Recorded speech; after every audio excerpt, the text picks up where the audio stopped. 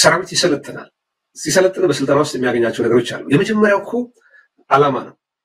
ዓላማ ተፈጥሯዊ ሞትን የምታሸንፍበት እምነት ይሆናል።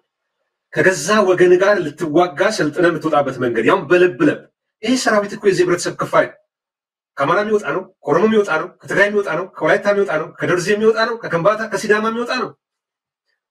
ህዝብ መሬት ላይ በብልጽግና መንግስት የሚሆነውን ነገር የሚያውቅ ነው።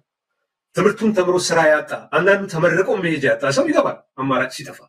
አንዳንዱ ደግሞ ታፍሶ ተደጋጋሚ ጥሪ ወጥቶ ማስታወቂያው ላይ በቂ የሆነ የሰው ኃይል ማቅረብ ያልቻሉ ክልሎች የጣለባቸውን የሰው ቁጥር መቆጣት ስላልቻሉ ታፍሰው የሚገቡ ወጣቶች ብዙ ነበሩ። ስለዚህ ዓላማው ከዛ ይበላሻል ማለት ነው። ፈቅዶ ወዶት ለሀገር የሚሞት ሰራዊት ነው ብሎ አይገባም። ከራስ በፊት ለሀገር ለወገን ቀዩ ደብተርን የህወሓትን ቀደም ጥለናል ብለውን ነበር። ዛሬ ያ የሆነ ነው ወይ? ይሄ ተገዶ የገባው ሰራዊት በለብ ለብ ሰልጥና አውጥተው ከዛ በኋላ ማገር መጨረስ ነው ብለዋል ቅድም ሻለቃ። የሚመስለኝ ይሄ ነው። በተቃራኒው ነው። ይሄ ሰራዊት አማራ ክልል ከገባ ወሩ ነው። የገዛ ወገኑ ነው የሚገለው። በተለይ ከፋኖ ጋር የሚደረገው ውጊያ ውስጥ ፋኖች በደፈጣ የሚሆን ቅድም ሻለቃ ያሉት ነገር አለ። ሰሜትሪክ ውጊያ የሚከተሉት ሰሜትሪክ የሚባለው በሽምቅም በመደበኛም ጭምር የሚዋጋ ሰራዊት ሆኗል። ባለማ ዙሪያ ካየነው መከላከያ ሰራዊት ውስጥ ግዳጅ አለ። የራሱ ወገን ላይ ነው የሚተኩሰው። ትላንት ደጀን የነበረው ትላንት ቁስሉን ሲያጠበለት የነበሩ ላይ ወገኑ ላይ ነው የሚተኩሰው። በአንጻሩ ደግሞ ውጊያው የሚካሄድበት የራሱ ቀይ ላይ ነው። የአማራ ተወላጅ እዛው ቤቱ ድረስ መንደሩ ድረስ መጥቶ ነው። ኢንጂነር፣ ዶክተሮች፣ ፕሮፌሰሮች፣ የህግ ባለሙያዎች፣ ምርጥ ነጋዴ፣ አርሶ አደሮች ያሉበት ስብስብ ነው። ይሄ ለምን ሆነ? ምርጥ ሙያቸውን ምርጥ ስራቸውን የሚወዷቸውን ቤተሰብ ትቶ የገባ ነው። ተመልከት እንግዲህ ሰራዊቱ ደሞዝ ይከፈለዋል። መደበኛ ወታደር ነው። የሀገሪቷ ባጀት ሰራዊቱ ላይ ይፈሳል። በአንጻሩ ህዝባቸውን መከታ አድርገው የገቡ የዩኒቨርሲቲ ሌክቸረር መምህራኖች አሉ። በከፍተኛ ፍርድ ቤት ውስጥ የሚሰሩ በአማራ ክልል ፍርድ ቤት ውስጥ የሚሰሩ ዳኞችም አሉበት፣ የህግ ባለሙያዎችም አሉበት። በዛ ደረጃ ለዓላማቸው ቤተሰቦቻቸውን የሚወዱትን ሙያ ጥለው የገቡ ሰዎች ሞትን አይፈሩም ማለት ነው። መጀመሪያ ልዩነቱ እዛ ላይ ነው። ቀያቸው ድረስ የመጣውን አካል መሳሪያ ፍቱ አንፈታም፣ የአማራ ህዝብ የገጠመው የህልውና ፈተና በምን መልኩ እንወጣ እንችላለን ብለው ገቡበት። ከዛ በኋላ የሆነውን ነገር እንመልከት። በዚህ የ20 ወራት ውጊያ ውስጥ በሽምቅም በመደበኛም እያደጉ ፋኖች መጥተዋል። ከተራ መሳሪያ ጀምሮ አሁን ዲሽቃን ጭምር ታጥቀዋል። ከማን የታጠቁት? ከራሱ ከሰራዊት። የብልጽግና ፕሮፓጋንዲስቶች በተለይ የሚዲያ ሰራዊቱ ከፋኖ በስተጀርባ የሆነ ኃይል አለ፣ የኤርትራ መንግስት ይረዳዋል፣ የሱዳን ይረዳዋል። ይህን ነገር ተቡት አያዋጣም። ይሄው እኮ አደባባይ ላይ ያየን ነው። ፋኖቹ የማያሸት ነገር አለ። የያዙትን ሰራዊት ፊት ለፊት ያቀርባሉ። የፈቀደውን ታድሶ ሰጥተው ወደ ቤቱ ይልኩታል። ያልፈቀደውን የፈቀደው ደግሞ ከፋኖ ጋር ይቀጥላል። ጥቁር ክላሽ የሚባለውን ከራሱ ከሰራዊቱ ነው የሚያክሉት። እነዚህ መትረየስ ዲሽቃ ምናምን የሚባሉትን አሁን ምናልባት በመደበኛ ሰራዊት ውስጥ መካናይዝድ ታንክ መድፍ ነው እንጂ ፋኖ የሌለው አብዛኛውን መከላከያ ሰራዊት ታጠቁን ታጥቋል። በዚህ ጦርነት ውስጥ ከሰሜኑ ባሻገር ከዋት ጋር በተደረገው ጦርነት ውስጥ ኢትዮጵያ ምርጥ ተዋጊዎች በብዛት አልቀዋል። በዛ ሰራዊት የተረፉትን ደግሞ አማራ ክልል አስገብተዋል። ቅድም ፋሲልም አንስተዋል። አማራ ክልል ከሁሉም እዞች ከምስራቁም ከደቡቡም ከቶዛ ገብቷል። የአገሪቱ ሰራዊት ከ60 በመቶ የሚሆነው ሰራዊት ገብቷል። 60 ከመቶ የሚሆነው ጀነራል አማራ ክልል ነው ያለው።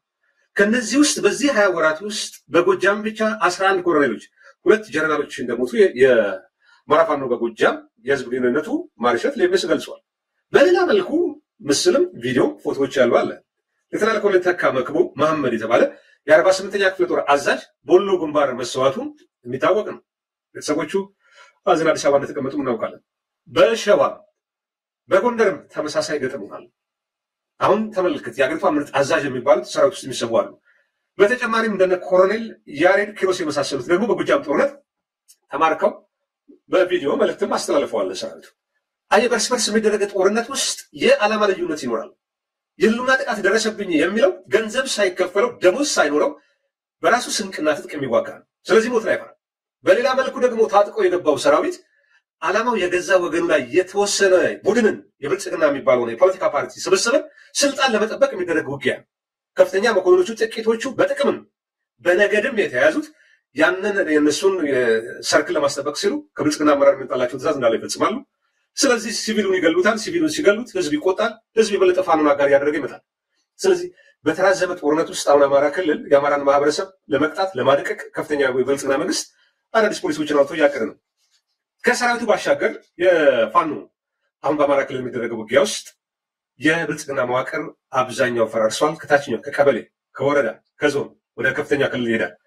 ዋና ዋና ከተሞች ላይ በመድፍ በታንክ በመካናይዝድ ታጅቦ የተወሰነ አመራር አለ፣ መግለጫ ይሰጣል። አሚኮ የሚባለውን የክልሉ መገናኛ የመንግስት መገናኛ ብዙሃን በዛ መግለጫ ያለማቋረጥ በቀን 3-4 ጊዜ ይሰጣሉ። አሁን ደግሞ አድማ ብተና ልዩ ኃይል የሚሉትን ሚሊሻውን አሰልጥነን ለግዳጅ ብቁ አድርገናል ይላሉ። ይህን በተመለከተ ምናልባት አንድ ነገር ልበልና ላጠቃል። አዲስ ስታንዳርድ የአማራ ክልል የሚደረገው ውጊያ ሌላ ቅርጽ እየያዘ ነው ብሎ ያወጣው አንድ ጥልቅ ትንታኔ የሚለው አንድ ስር ያስቀመጡ ነገር ነበርና ሁለት ምሁራኖችን ሀሳብ እንዲሰጡ አድርጓል። ከነዛ ምሁራን መካከል በጎንደር ዩኒቨርሲቲ የፖለቲካ ፍልስፍና ረዳት ፕሮፌሰር ሲሳይ አስመረ ነው። ሲሳይ አስመረ ምን ይላሉ? የታጠቀ ሰራዊት አድማ ብተና አሰልጥነ አማራ ክልል ያለውን ግጭት ላይ ብታመጣው በእሳቱ ላይ ነዳጅ ማርከፍከፍ ነው። የተነሳውን የህዝብ ጥያቄ መጨፍለቅ አይቻልም ነው ቃል በቃል የሚሉት። ጦሩን በግጭት ውስጥ በማሰማራት በክልሉ ዘላቂ ሰላም መመለስ አይቻልም ነው የሚሉት።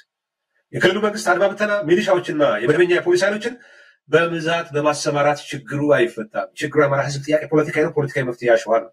በጎንደር ዩኒቨርሲቲ የፖለቲካ ፍልስፍና ረዳት ፕሮፌሰር ናቸው። በተመሳሳይ ባለሙያቱ አዲሱ ጌታነህም አማራ ክልል መፍትሄ ሊሆን የሚችለው ሰራዊቱ ከክልሉ ሲወጣ ነው። የምሁራኑም የፖለቲካ ተንታኞችም ፖለቲከኞችም የፋኖ ኃይሎችም የሚሉት ነገር ይሄ ነው። ሰራዊቱ ከአማራ ክልል ወጥቶ ወደ ካምፑ ይመለስ። ከዛ በኋላ ቁጭ ብሎ ሁሉን አሳታፊ የሆነ ውይይት ቢደረግ ነው። አለበለዚያ ብልጽግና በያዘው መንገድ የታጠቀ የተደራጀ ኃይል ስላለኝ ብሎ ጦርነቱን አሸንፋለሁ ብሎ የገባበት የትም አይደለም። ለዛ ሰራዊቱ የተገባ የሚለውን በአሃዝ በመጥቀስ አንችልም። ሰሜኑ ከጀርባ ተወጋ የተባለ ሰሜን እዝ እንኳን ስንት እንደሞተ እንኳን አናውቅም። በኋላ ተወጋ የተባለ ፕሬዚዳንት ኢሳያስ አፈወርቂ ከኤርትራ ትግርኛው ጋር ባደረጉት ቆይታ ከ3500 በላይ ኢትዮጵያ ወታደሮች ሞተዋል ብለው የነገሩን እሳቸው ናቸው። ስንቱ ቤት በሀዘን ድባብ እንዳለ እናውቃለን። በትግራይም በሌላው የዛ ሰራዊት ቤተሰብ የት እንዳለ አናውቅም። የሚቆስለው ከሚሞተው ባሻገር የቆሰለውን አሳክሞ ራሳቸውን ምናልባት አሁን ሰራዊት ውስጥ ያሉ በአካል ጉዳት እኮ ቦርድ ተብለው የወጡ ሰዎች መቋቋሚያ መጦሪያ ተሰጥቷቸዋል። እያንዳንዱ ቤት እናውቀዋል። ስለዚህ የብልጽግና ባለስልጣናትን ወንበር ለማሞቅ በሚል ሰራዊቱ ማገዶ መሆኑን ማቆም አለበት። በሌላ መልኩ ምናልባት ብልጽግና የሰራዊት ብዛትን በማስመረቅ በካድሮቹ መካከል ያለውን ስጋት ለመቀነስ የሚያደርገው የስነ ልቦና ጦርነት ይመስለኛል። በሌላ መልኩ ምንድነው ጦርነቱ እየከበደ የፋኖ ኃይሎችም በኦሮሚያ ክልል የሚደረገው ጦርነት ተፋፍሞ በቀጠለ ቁጥር የብልጽግና ካድሬ ወደ 11 ሚሊዮን አባላት ላይ ነው የሚለው ጠቅላይ ሚኒስትሩ። ይሄ ካድሬ እየፈራ እየተባ አጥር ላይ ተንጠልጥሎ ያለ ብዙ ነው። የኃይል ሚዛኑን አይቶ የሚከዳ ነው። ከጠቅላይ ሚኒስትሩ ጎን ጠቅላይ ሚኒስትሩ አንድ ነገር ቢሆን ብልጽግና አንድ ጀንበር አይቆይም። ይሄንን መቶ ማረጋገጥ ቀላል ተራ ነገር ነው። ጠቅላይ ሚኒስትሩ ስልጣን ላይ ባይቆይ ብልጽግና የሚባል ፓርቲ እንደ ፓርቲ አይዘልቅም። ምናልባት መደበቂያ ዋሻ ፈልጎ በብሔር ከረጢት ውስጥ ሊገባ ይችላል። ፓርቲው እንደ ፓርቲ አይዘልቅም በመላው ኢትዮጵያ። ስለዚህ ይሄ የተደናበረው ይሄ ስጋት ውስጥ የገባው የብልጽግና ካድሬ ጥያቄ እያበዛ ነው። የሚሰጠውን አሳይመንት በትክክል ሊሰራ አልቻለም። ስለዚህ ይሄው እንዲህ አይነት እንደ ማዕበል በማዕበል ደረጃ የሚመስል ሰራዊት እያሰለጠንን እያስመረቀ ነው። አትፍራ፣ የሰለጠነ የተደራጀ የታጠቀ ሰራዊት አለን የሚል ማጽናኛም ይሆናል። ይሄ ግን ድረስ ያስኬዳል። መሬት ላይ ያለው ነገር ይናገራል። ምንድነው ጉልበትን ሆድን በጎመን ቢደልሉት ጉልበት ዳገት ላይ ይዝላል የሚባል ነገር አለ። ዞሮ ዞሮ በአጠቃላይ ታላቁ መጽሐፍ ቅዱስን አንድ ነገር ልበልና ፋሲል የኔን ለቋጭ ንጉስ በሰራዊት ብዛት አይድንም፣ ኃያልም በኃይሉ ብዛት አያመልጥም ነው የሚለው። ይህ ሰራዊት ለአገር ሉዓላዊነት ለህዝቦች ሰላምና ደህንነት ቢሰዋ ቢቆም ሁላችንም እናጨበጭባለን። የሚገባውንም ነገር ለማድረግ ወደኋላ አንልም። ነገር ግን የህዝብን ጥያቄ በኃይል ለመጨፍለቅ የፖለቲካ መሳሪያ መሆን አደጋ አለው። ማምለጥም አይቻልም።